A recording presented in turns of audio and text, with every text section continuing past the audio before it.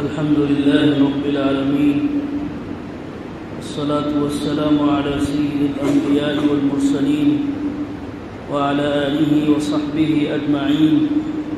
أما بعد، فقد قال الله عز وجل في القرآن المجيد والفرقان الحميد: أعوذ بالله من الشيطان الرجيم، بسم الله الرحمن الرحيم. إن الذين قالوا ربنا الله ثم استقاموا تتنزل عليهم الملائكة ألا تخافوا ولا تحزنوا وأبشروا بالجنة التي كنتم توعدون. صدق الله العظيم. محترم بزرگوں، دینی اور ایمانی بھائیوں، اللہ رب العزت کا ارشاد ہے، اللہ فرماتے ہیں کہ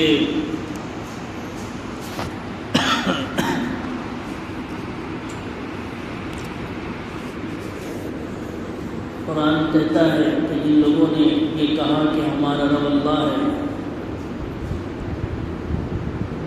پھر اس پر جم گئے،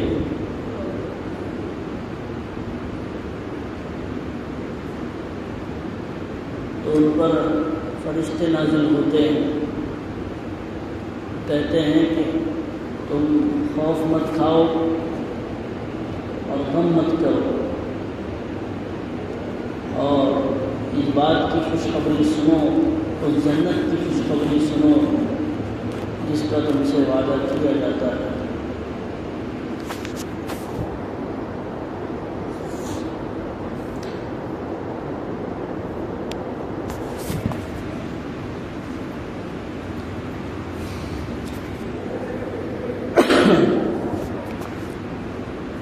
تو قرآن و حدیث سے ہمیں یہ بات معلوم ہوتی ہے کہ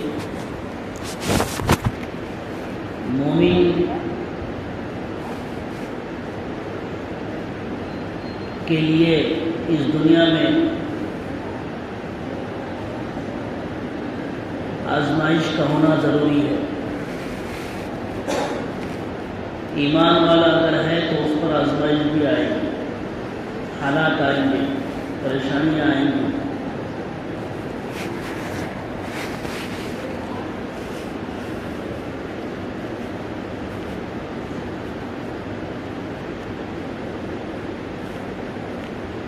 لہذا مومن کی ذمہ داری ہے کہ اگر حالات اچھے ہیں تو شکر کرے، اور حالات خراب ہیں تو صبر کرے۔ اور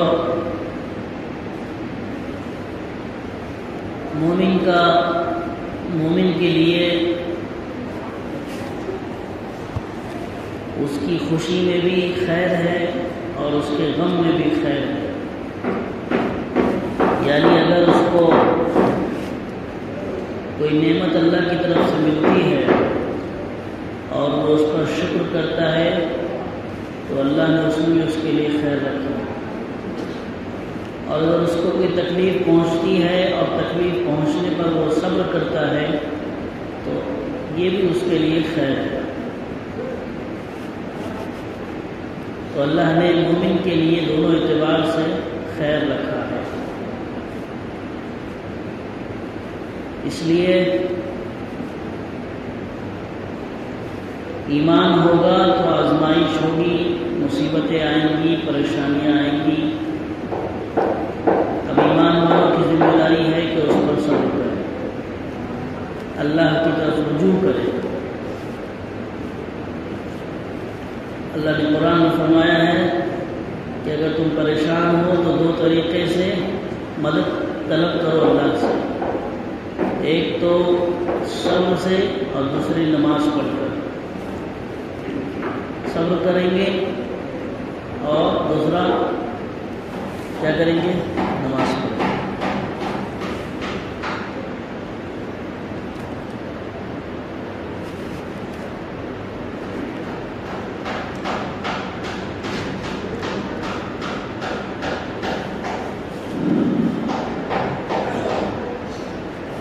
حدیث میں ہے کہ سب سے زیادہ اللہ نے آزمایا ہے تو اپنے نبیوں کو آزمایا ہے۔ ان اشد الناس بلاء یوم القیامہ، ان اشد الناس بلاء الانبیاء، کہ سب سے زیادہ تکلیف، مصیبت، پریشانیوں کا سامنا انبیاء نے کیا ہے، نبیوں نے کیا ہے۔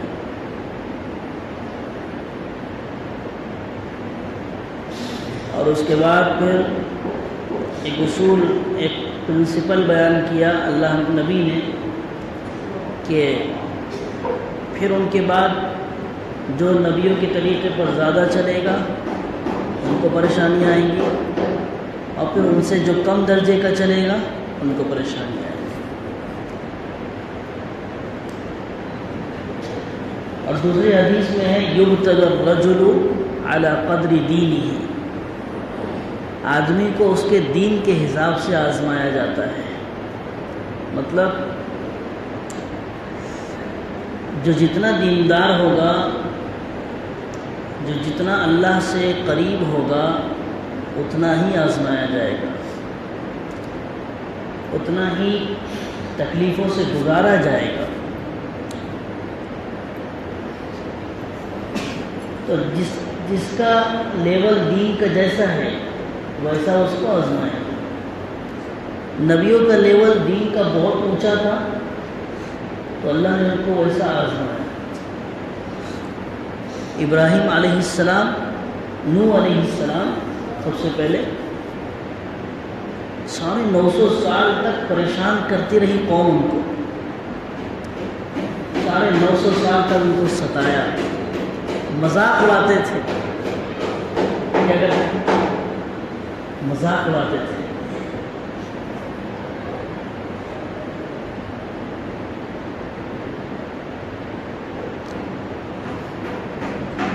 اور ہنستے تھے ان پر۔ کون کس کو ستا رہے ہیں؟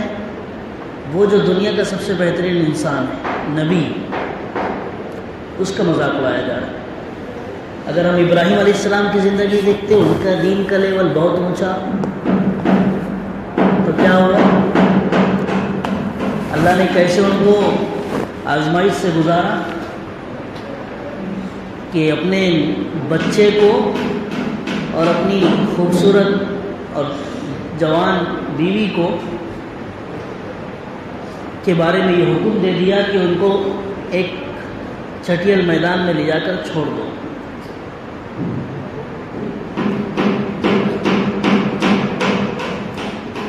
شادی کے بعد آدمی یہ چاہتا ہے کہ میں اپنی بیوی سے قریب رہوں، اگر بچہ ہوتا ہے تو بچہ میری نظروں کے سامنے رہے۔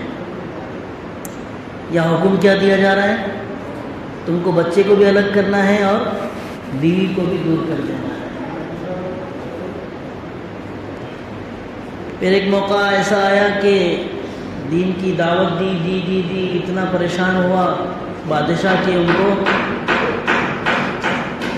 آگ میں ڈال دیا گیا۔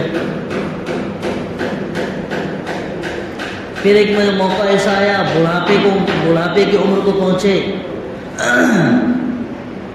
اور بڑھاپے کی عمر میں بچہ پیدا ہوا، حکم دے دیا گیا کہ اس کو ذبح کر دو۔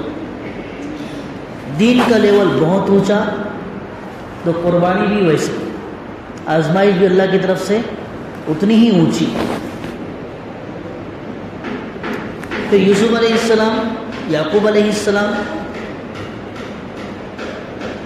ایرے غیروں کی مثال نہیں ہے ہمارے پاس۔ وہ جو اللہ کے نمائندے تھے، اللہ کے بھیجے ہوئے بندے تھے، خاص ایک دم کریم۔ یوسف علیہ السلام کے ساتھ کیا ہوا؟ ابھی بچپن میں چھوٹے تھے، کنویں میں پھینک دیے گئے۔ ابھی نبی بھی نہیں بنے ہیں، ابھی سے آزمائش شروع، ابھی سے۔ چلو ٹھیک ہے، کوئی کہے گا کہ کنویں میں گرے تو نیچے سے فرشتے نے پکڑ لیا، تو کیا باپ کی شفقت سے محروم نہیں ہوئے تھے؟ کیا باپ سے دور نہیں ہوئے؟ ماں باپ سے دور نہیں ہوئے؟ گھر سے دور نہیں ہوئے؟ کنویں سے پانی نکالنے قافلہ ٹھہرا، اس نے نکالا، ڈول ڈالا تو بچہ آیا. ان کو کیا بچے سے مطلب نہیں تھا، ان کو پیسوں سے مطلب تھا. جیسے آج کی دنیا میں پیسوں سے مطلب ہے، انہوں نے لے جا کر بیچ دیا مصر کے بازار میں.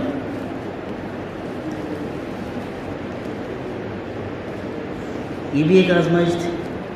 بیچا کس کو جاتا ہے؟ معمولی غلام کو. پھر بڑے ہوئے تو تہمت لگ گئی.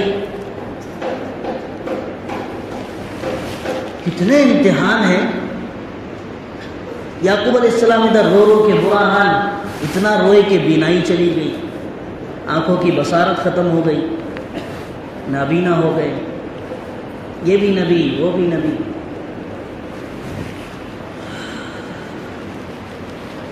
پھر ایوب علیہ السلام،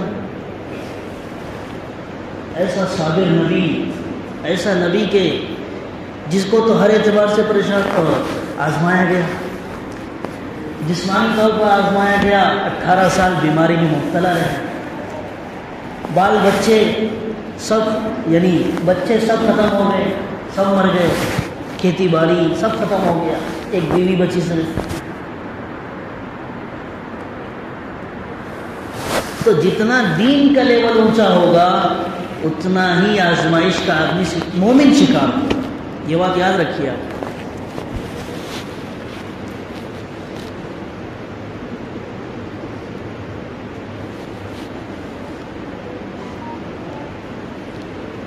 پھر یحییٰ علیہ السلام اپنے زمانے میں دین کی دعوت دیتے رہے. یوحنا بولتے ہیں ان کو.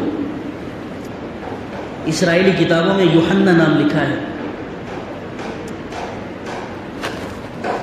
تو وہاں کے بادشاہ یا پھر جو سردار تھا، اس کی معشوقہ نے کہا کہ مجھے اس کا سر چاہیے تحفے میں، مجھے اس کا سر تحفے میں چاہیے، اور دیکھتی ہوں تم کتنی مجھ سے محبت کرتے ہو.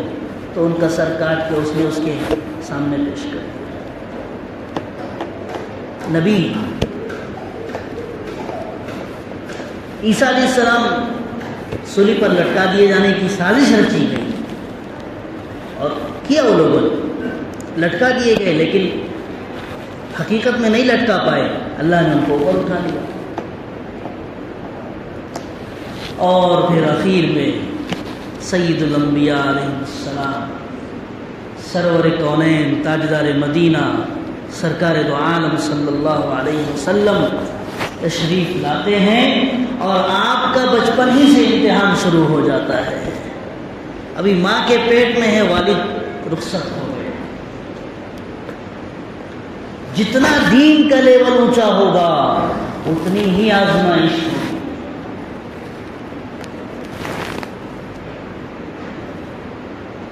باپ کا سایہ نہیں دیکھ سکے، باپ کی شفقت، باپ کے آواز کانوں میں نہیں پڑی.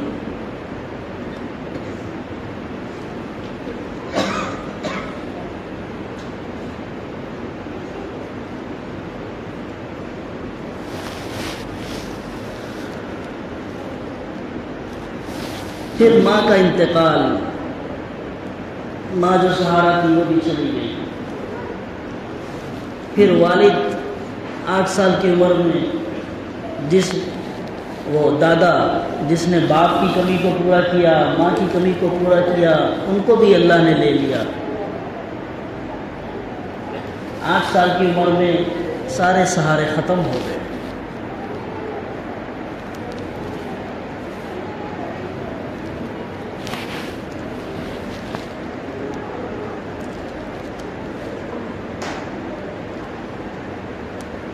یہ تو ان سے پوچھنا چاہیے جن کے باپ نہیں ہے، جن کی ماں نہیں ہے، کیا ان پر گزرتی ہے، تو ہمارے نبی پر کیا گزری ہوگی.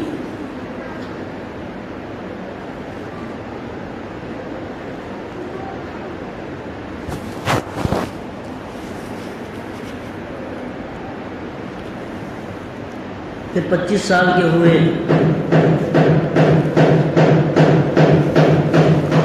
امی جان حضرت خدیجہ رضی اللہ عنہا سے شادی ہوئی، آپ سے 4 بیٹیاں ہوئی۔ تھوڑا بند کروا، تھوڑا کام بند کروا۔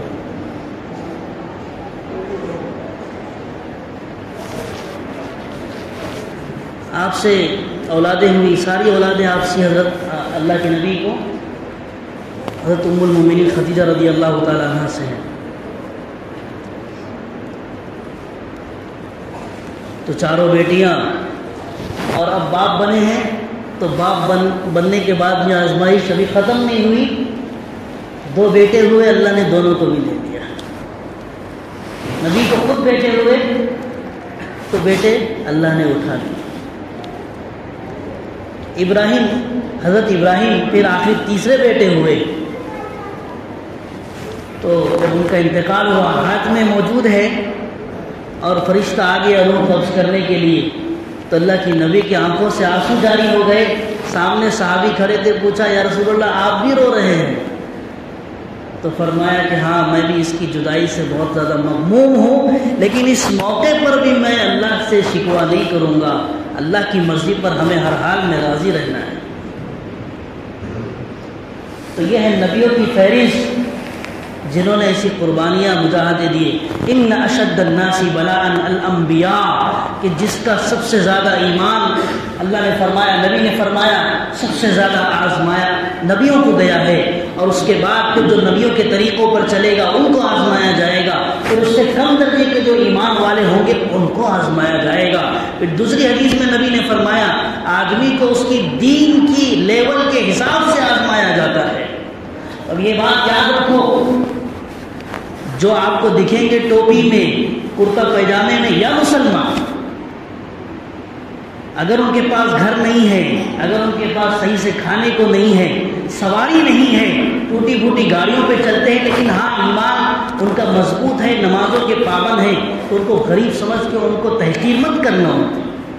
وہ آزمائش کے شکار ہیں، اللہ ان سے محبت کر رہا ہے اس لیے آزما رہا ہے۔ مال دینا یہ اللہ کی محبت کی علامت نہیں ہے،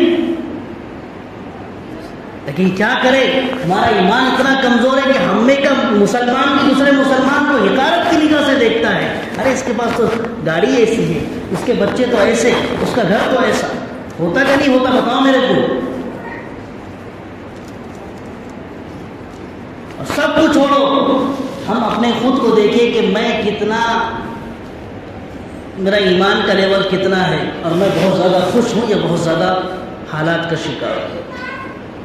میں یہ نہیں کہہ رہا ہوں کہ مالدار ہونا یہ کوئی نقص کی بات ہے اور عیب کی بات ہے۔ یبسط الرزق لمن یشاء ویقدر، قرآن اس کو بھی کہتا ہے کہ اللہ جس کو چاہے مال سے نواز دے، جس کو چاہے غریب بنائے، یہ اللہ کے حق میں ہے۔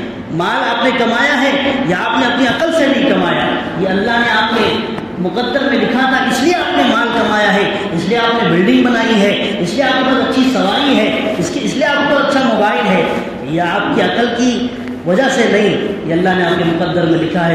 2 بھائی ایک ساتھ کام شروع کیے تھے، لیکن آج ایک بھائی بہت کروڑوں کا مالک ہے اور دوسرا بھائی وہی ٹھیلا لوٹ رہا ہے۔ کیا وجہ ہے؟ کیا وجہ ہے؟ دونوں نے ایک ساتھ کام شروع کیا تھا، وجہ صرف یہی ہے، دماغ کھول کے سنو، یہ وجہ یہ ہے کہ اللہ نے اس کے مقدر میں مالدار بننا لکھا تھا، اللہ نے اس کے مقدر میں غریب بننا لکھا تھا۔ تو مالداری یہ اپنی عقل سے نہیں آتی ہے، اس لیے جو آپ کو غریب دکھیں گے مسلمانوں کو حقارت سے دیکھنا، یہ ہم کو زیب نہیں دیتا۔ جو غریب ہے اور ایمان والے ہیں، اللہ کی ان سے محبت کی علامت ہے کہ اللہ ان سے محبت فرما رہا ہے۔